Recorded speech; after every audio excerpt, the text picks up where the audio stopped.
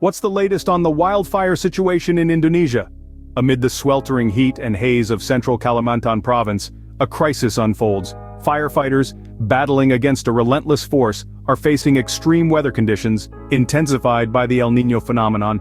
They are under-resourced, grappling with water scarcity and inadequate equipment, their numbers insufficient for the increasing fire locations. But the flames are not the only adversary. The smoky haze has caused air quality to plummet, triggering a surge in health complications. Emergency units are inundated with patients experiencing severe symptoms, from coughing and breathing difficulties to fever. Among the afflicted is a 16-month-old child named Nabila, now in the intensive care unit, a poignant reminder of the human cost of this environmental disaster. Forest fires are common in Indonesia, usually instigated by farmers clearing their land. However, this year conditions have become alarmingly severe. As the El Niño weather phenomenon intensifies, the wildfire crisis escalates, pushing the province's resources to its limits and placing innocent lives at risk. But how far-reaching is this wildfire situation, you might ask? Well, the answer is quite alarming. The number of hotspots has increased more than six-fold compared to the previous year. This exponential swell indicates a situation that's rapidly spiraling out of control.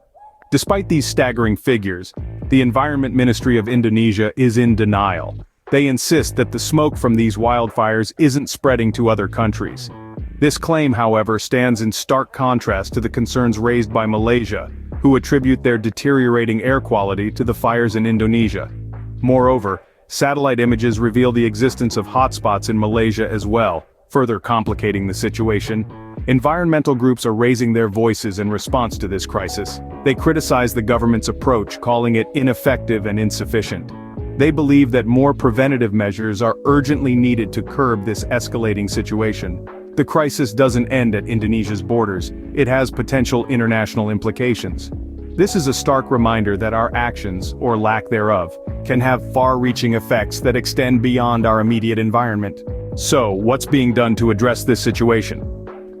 Well, authorities are taking several steps to mitigate the effects and prevent further damage.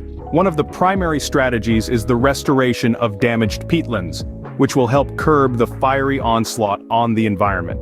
Outreach initiatives are also in play to educate communities on the dangers of land burning and the importance of sustainable farming practices. Strict law enforcement is being ramped up against those who continue to ignite these destructive fires.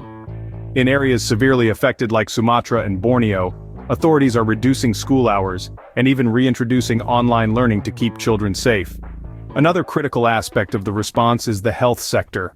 Hospitals and clinics are preparing for more health emergencies, stocking up on oxygen canisters to aid those struggling to breathe in the smoke-filled air. While steps are being taken to manage the situation, it's clear that the battle against wildfires in Indonesia is far from over.